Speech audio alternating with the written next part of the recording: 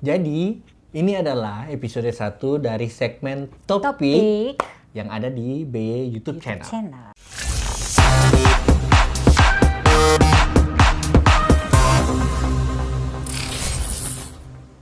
Di segmen ini, Billy dan Yerni mau bahas topik-topik yang serius sejagat raya.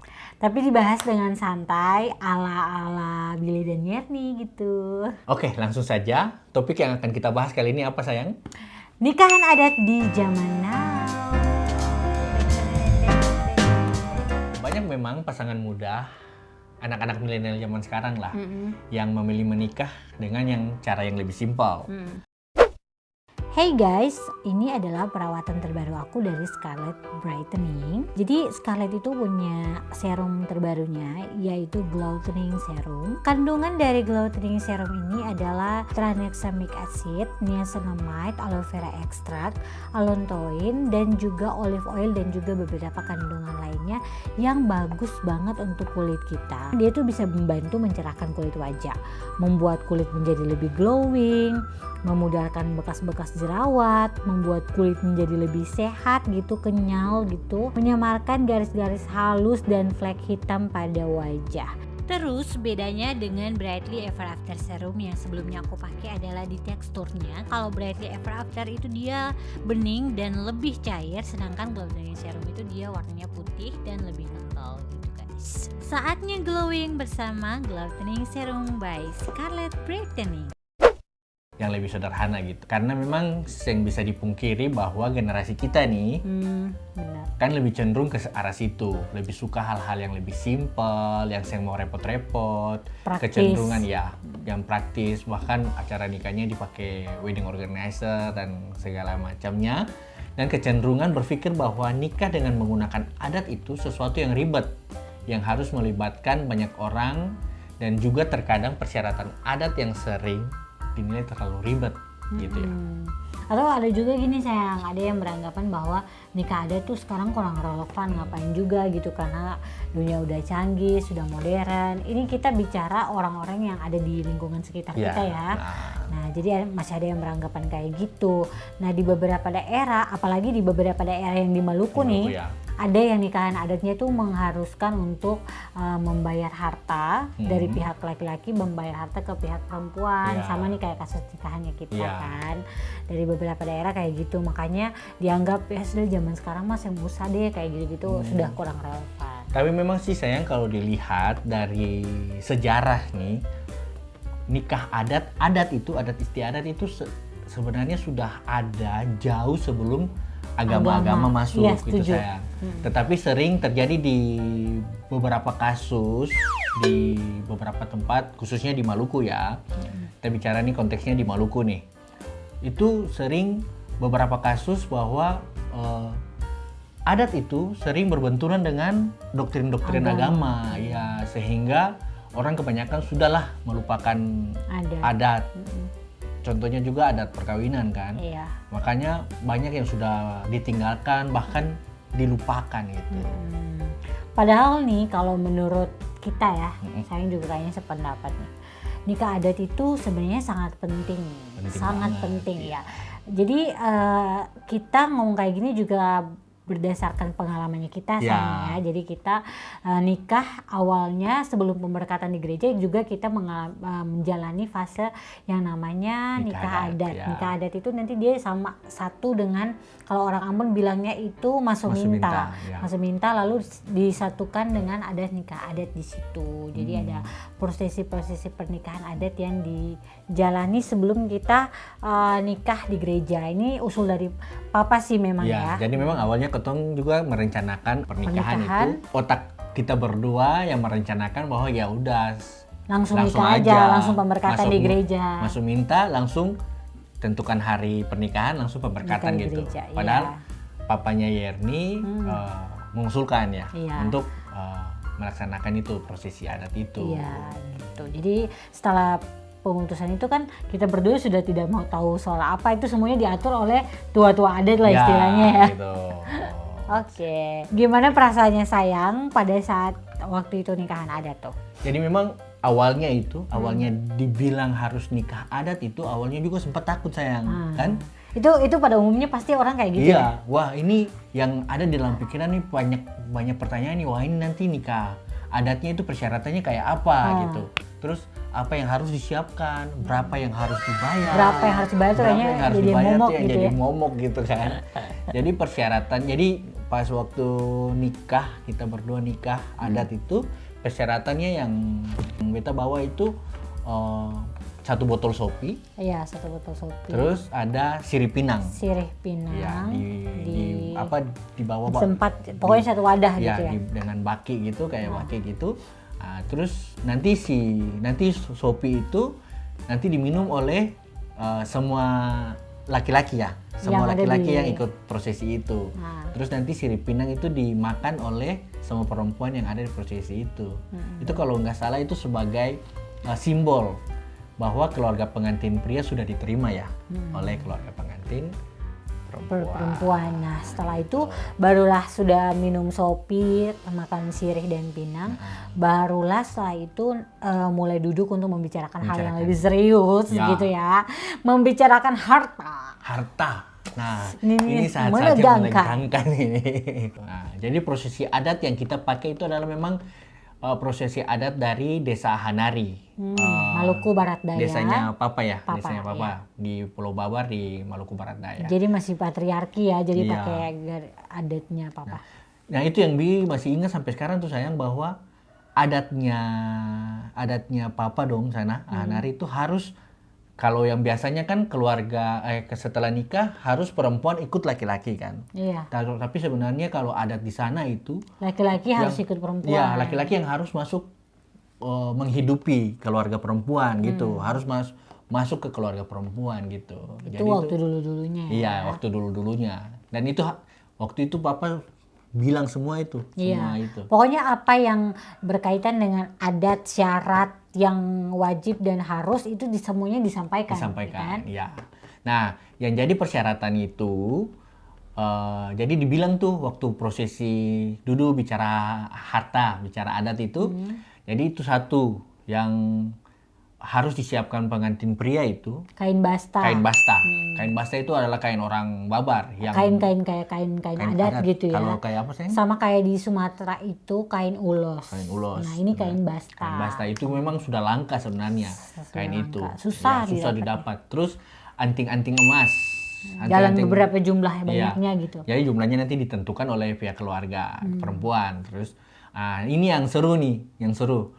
Pengantin pria juga harus membayar setiap tanjung yang ada dari desa Hanari sampai di Ambon. Jadi ada berapa tanjung yang kita lewati itu keluar dari Hanari sampai di Ambon itu harus dibayar semua. Jadi kalau dilihat di peta tuh kira-kira berapa banyak tanjung kan? Jadi di Babar itu Tanjungnya banyak. tanjungnya sangat banyak. Apalagi sampai di Ambon. Apalagi sampai Ambon. Baru itu harus dirupiahkan ya. Harus dirupiahkan. Nah itu.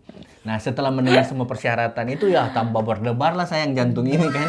Dalam hati ini bisa-bisa ini ditunda nih pernikahannya. Karena kan nggak mungkin secara secepat itu bisa disiapkan oleh keluarga laki-laki. Oleh keluarga laki-laki gitu sayang. Nah, jadi makanya setelah dengar semua persyaratan itu, pokoknya semua tambah tegang. Pokoknya semuanya tegang ya, ada di dalam ruangan di situ, semuanya tegang. Lalu setelah itu apa sayang? Apa yang terjadi? Itu sayang bahwa ternyata dari keluarganya Yerni sepakat bahwa semua mahar atau harta yang menjadi tanggung jawab laki-laki itu untuk membayar harus disampaikan dan diketahui oleh pihak laki-laki, semua keluarga besar pihak laki-laki harus diketahui ya. Tetapi dari pihak perempuan, dari pihak Yerni, keluarga Yerni tidak menuntut secara fisik semua harta itu harus dibayarkan. Hanya yang lebih penting itu adalah nilainya ya sayang ya. Iya. Jadi kayak sebelum keluarga laki-laki tadi datang, kan keluarga perempuan bicara tuh saya tahu. Jadi pas waktu bicara itu sudah ada kesepakatan bahwa semua persyaratan secara adat, semua yang wajib untuk dilakukan pada saat sebelum pernikahan itu wajib untuk dikasih tahu ya. ke keluarga pria. Semuanya selengkap-lengkapnya harta berapa banyaknya harus dikasih tahu. Setelah dikasih tahu itu supaya diketahui. Ya. Tapi dari keluarga perempuan, papa sama mama tuh memang sudah tidak menuntut untuk harus menerima itu sebagai suatu Fisik iya, barang fisik atau berapa materi rupiah yang harus materi dibayar. yang harus diambil dari keluarga laki-laki atau diterima dari keluarga laki-laki. Yang penting dikasih tahu syaratnya, terus supaya tahu tuh Tahu bahwa nilai. menikahi. Jadi nilainya itu yang lebih penting adalah menikahi anak perempuan orang itu tidak segampang yang kita pikirkan. Tidak guys. segampang itu, Ferguson. Jadi Ya. banyak persyaratan yang harus diikuti, Penuhi. ya dipenuhi. Jadi kalau menurut opini kita sih, pikiran kita bahwa itu adalah kearifan lokal dari negeri Ahanari, dari Babar sana. Salah satu daerah Di Maluku yang kearifan lokalnya sangat mencintai anak perempuan mereka, sehingga Iya. mereka punya adat pernikahannya tuh kayak gitu. Jadi kayak tidak segampang itu seseorang mau menikahi anak mereka, mau mengambil anak mereka, kemudian ya sudah pergi aja kayak gitu. Tapi harus tahu bahwa ada nilai-nilai gitu loh. Dari nilai-nilai itu, nilai kesakralan dan nilai adat yang kita lalui dalam nikah adat itu kita menganggap itu sangat penting. Apalagi setelah nikah ini ya. Apalagi setelah nikah dan mengubah kita berdua punya mindset. Benar. Cara pandang kita melihat tentang nikah adat sebenarnya gitu. Jadi kayak itu suatu hal yang sangat penting, apalagi secara perempuan ya, menjalani proses kehidupan setelah menikah itu kayak merasa kayak kita nih dihormati, sangat dihargai. Jadi kayak keluarga kita nih memberikan contoh kepada keluarga laki-laki yang menerima tanggung jawab, misalnya Billy gitu kan, dia menikahi Yarni, dia sudah tahu bahwa Yarni ini sangat bernilai dan sangat dihargai oleh keluarganya dia. Makanya pasti Billy kalau mau ngapa-ngapain tuh pasti rada pikir 2 kali, 3 kali lipat gitu kan. Karena dari adat itu yang sudah dikasih tahu secara jelas dan secara rinci proses syarat-syaratnya itu tadi yang tadi dibilang itu ya. Dan selain nikah adat yang kita lalui juga kan kita juga melalui prosesi nikah gereja juga. Iya, jadi ada proses lagi pergembalaan 4 kali pergembalaan sampai di pemberkatan nikah. Jadi itu menjadi semua itu yang kita lalui itu menjadi bekal yang sangat luar biasa saya. Iya, jadi kita sampai sekarang tuh kayak ngerasa betapa beruntungnya kita melewati proses-proses itu sebelum nikah. Jadi kayak lebih kuat gitu ya. Jadi itu pengalaman dari kita ya. Iya, jadi ini yang kita bicarakan di topik ini ya memang dari sudut pandang kita dan berdasarkan pengalamannya kita berdua kayak gitu.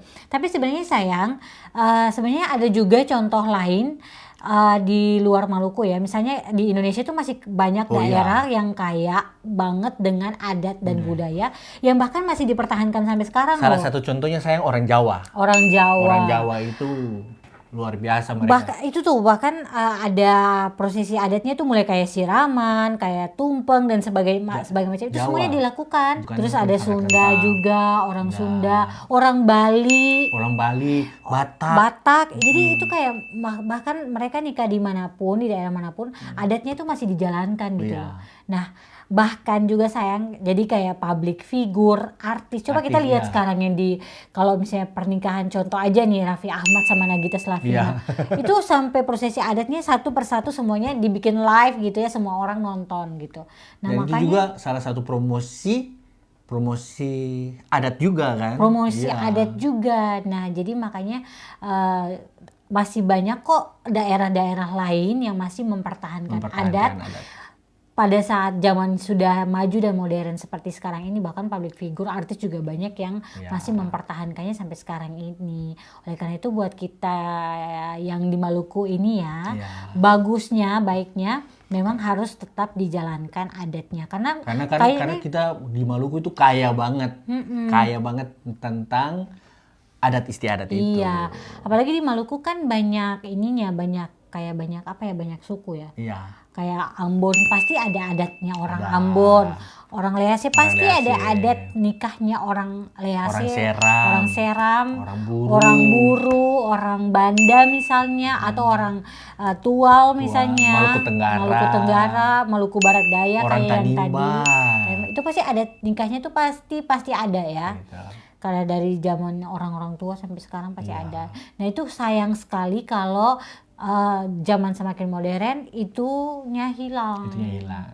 Jadi nikah adat di zaman sekarang itu sangat penting. Iya sangat penting. Mungkin setelah nikah tuh masih berasa ribetnya gitu, tapi setelah nikah tuh pasti akan ada rasa manfaat dari prosesi itu yang harus dilewati jalani, sebelumnya. gitu. Jadi kan pada saat kita berdua itu kan disiram sopi ya. Iya kita kayak gini, kita kayak gini guys, disiram, berpegang tangan kayak pakai gini. bahasa adat dari sana ya. Pakai bahasa Bapak tua. adatnya orang Maluku Barat Daya. Iya. Dari orang tua ya Iya. yang paling tua. Jadi Bapak yang paling tua ya. ya kakaknya papa yang paling tua itu pegang tangan kayak gini. Pegang tangan kita berdua kayak gini.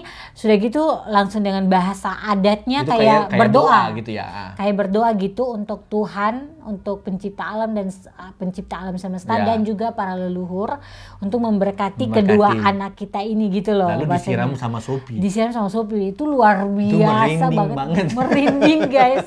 Ya itu kayak jadi kayak mau bikin apa nanti takut gitu Gitu ya. gitu. Itu kan makanya kayak rasanya tuh kayak benar-benar sakral dan benar-benar istimewa. Ya. Iya kan sayangnya. Ya itu pengalaman kita. Itu pengalamannya kita sih. Jadi kita sudah sampai di penutup nih sayang. Jadi ini memang Iya. paling tidak itu sedikit banyak pengalaman yang kita berdua sudah lalui ya sayang ya. Ya, dari pengalamannya kita, dari sudut pandangnya kita, berdasarkan pengalaman kita. Jadi ini tidak ada maksud untuk apa-apa. Di sini kita berdua hanya mengangkat topik ini untuk bisa berbagi. Iya, kita saja. cuma berbagi aja guys. Yang baik bisa diterima, yang tidak baik dan tidak setuju mungkin bisa di komentar. Oke. Dan juga buat teman-teman kalau ada punya ide, punya topik yang menarik yang mau kita bahas di sini, boleh ditulis di kolom komentar. Di episode pertama ini, semoga bisa bermanfaat buat kalian yang merencanakan pernikahan. Semoga bisa menjadi salah satu masukan, bahan pertimbangan gitu. Sebenarnya nikah tuh nggak perlu banyak orang kumpul sih. Yang penting keluarga inti aja udah cukup. Yang penting apalagi di zaman corona gini ya. Iya. Tapi nikah adat itu nggak bisa online ya. Nggak bisa. Masa iya siram sopinya online. Oke. Thank you. Bye. Ya. Oke. Oke guys, see ya. Thank you.